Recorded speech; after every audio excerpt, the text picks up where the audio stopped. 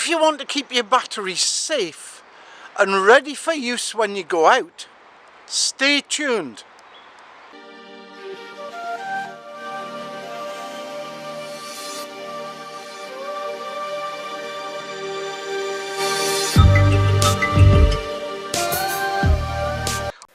Recently, I made a video about using rechargeable batteries.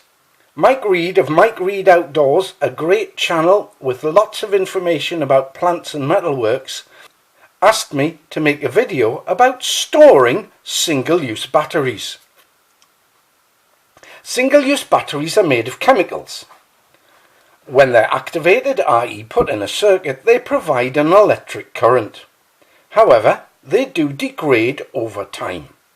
They degrade even more quickly if they've been used, and at a really fast rate if they've been used and left in the device, such as a torch.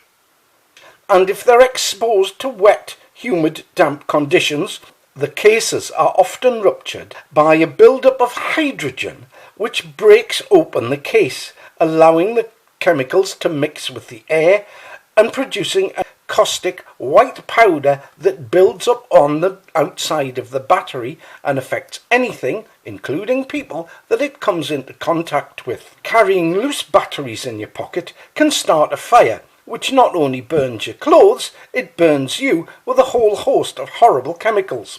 So, you need to store your batteries properly before and after use. There are one or two easy to carry out and effective things to do once you've finished using an electrical device with a battery. Take the batteries out, and if you're going to use them again, attach them to the device with an elastic band or a hairband.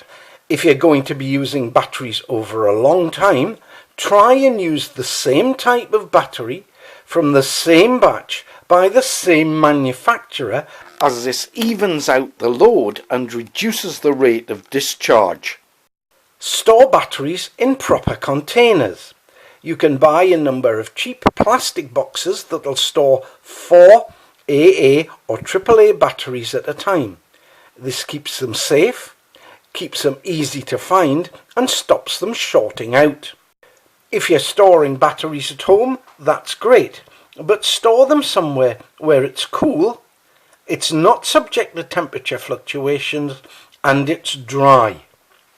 If you must carry batteries in an improvised container, keep them isolated from each other. One way to do this is to wrap them up in kitchen foil. If you do not have kitchen foil, wrap them up individually in plastic, using small plastic bags such as plastic money bags that you can always scrounge from your local bank.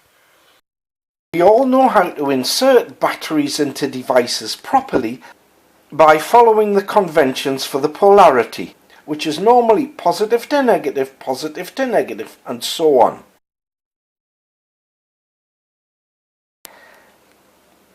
When we put the batteries in, we can stop the flow of electrons by putting one in the wrong way round. This prevents a fast discharge.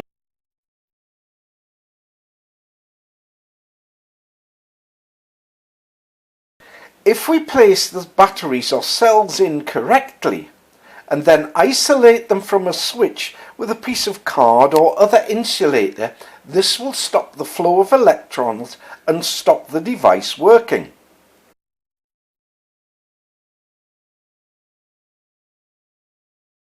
And don't forget, your batteries will last longer in the field in cold conditions if you can keep them warm, either by keeping them next to your body or keeping them well insulated. You and existing subscribers, I really appreciate your support. Thank you for watching and commenting. Check your batteries, store them properly before you get out to get training, because you know it makes sense and it will serve you well.